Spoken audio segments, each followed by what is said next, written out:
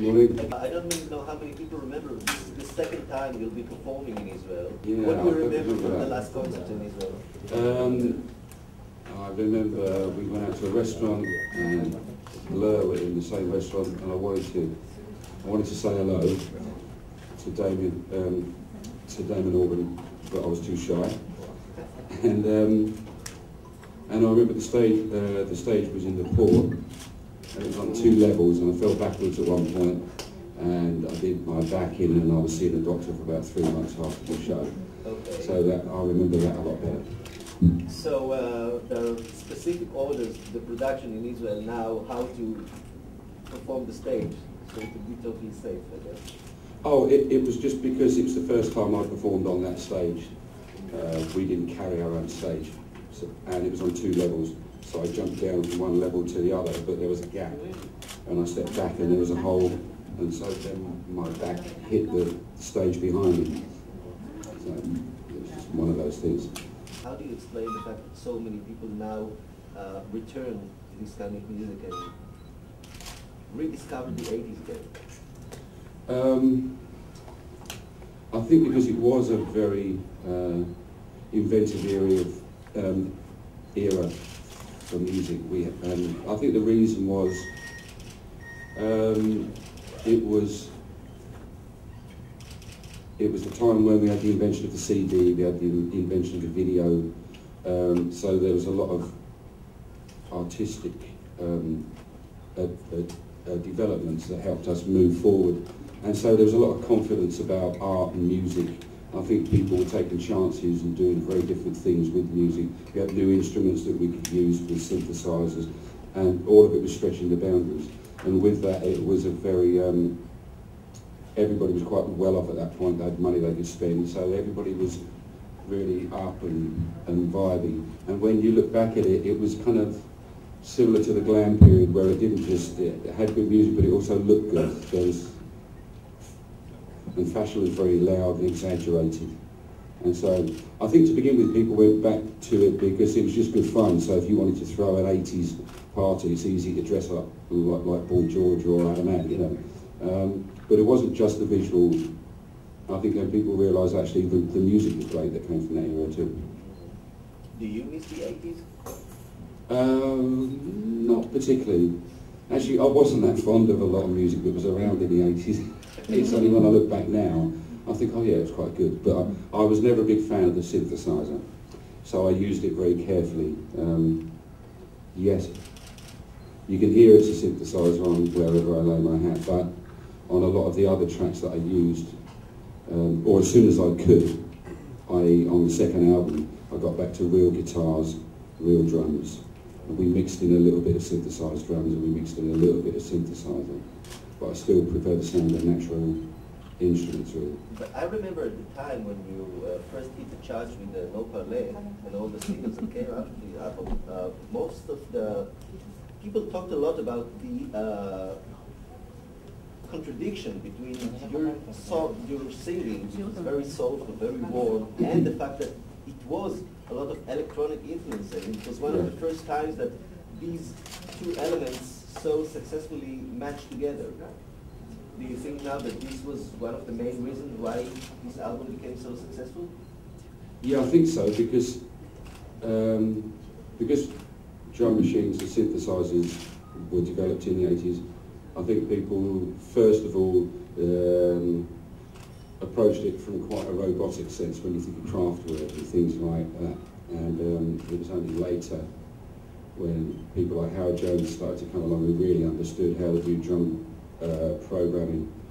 And then as they developed, they started to sound more real.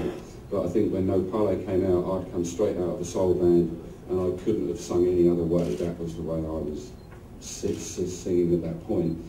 And I wanted to make a modern sounding album, and I'd met a producer who was working with those instruments and understood them. So the idea was to create that fusion.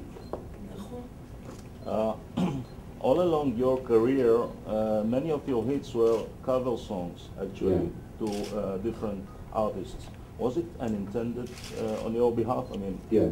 I always wrote songs. I didn't think that I could write a good single, So I would always look around for other material. And also all the artists I like Ry Cooder, Frank Sinatra, there's a wide range of stuff that I listen to, and most of them write some material, choose other material.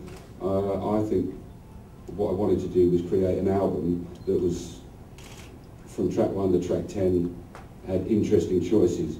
The thing is, if you write all your own material, sometimes an album can sound a bit one-dimensional.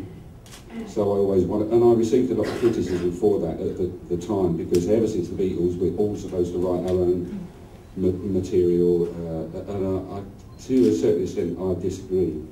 I think some of the best music, some of the best films, it's all because of collaboration. It's not because of just one person. Do you still make covers to do? Yes, I do. I write a lot more though. I think I've got a lot more that I can write about. I'm older, I've had a lot more experiences. I find it easier to write songs now. I did a season in Nashville and got some covers out of that. Some songs were done by other artists. So that makes me feel a bit better. And also, when I was younger, I didn't have the patience to sit in a room for 5 hours and write a song. Yeah. You were never afraid to take a song as much as you loved it and respected the original version, you turned it into your own. Yeah. Yeah, that's true. Well, that's the idea of doing a song. When in the Motown era, people would write songs like I Heard It Through the Grapevine. There's 5 or 6 different versions of that. And then then some people say, oh, the Gladys Knight version is the best one. Some people say Marvin Gaye is the best one. I think if you take a song, that's what it should be. I don't see the point in copying the original. Once or twice I was leaned on heavily by the record company, like Oh Girl, and I didn't change it much from the original, so I'm not that proud of that one. All I did was do the great version that the Chi-Lites did and sing over the top of it. I'm more proud of songs like Love Will Tear Us Apart, where I'll take a song from a certain era or new wave or whatever you want to call them, and then put it into a different place. So what should we expect during the concerts in Israel? Well, I have been, the concerts I've been doing recently, I do mostly songs from the first 2 albums, 3 albums, and then a few from the later albums, but I think that at this time of my life, people are going to come along and want to hear the hits, and so that's what we do. Here and in Gaza, did you have any doubts about coming here? No, not really. I looked at it geographically, and I thought it was okay. I was told it was okay. We've seen more bombs in London than you have here, most likely, in my life, you know, when we had problems with Ireland and things like that. So I've seen it, and I took everybody's advice and I thought it was okay. Your daughter is living here for a few months. What did you here? She probably give you some advices. Actually, she told me very little because I don't think she wants me to know what she did. Thank you very much. Thank you, Paul. Have great concerts. Okay, thanks. Yes.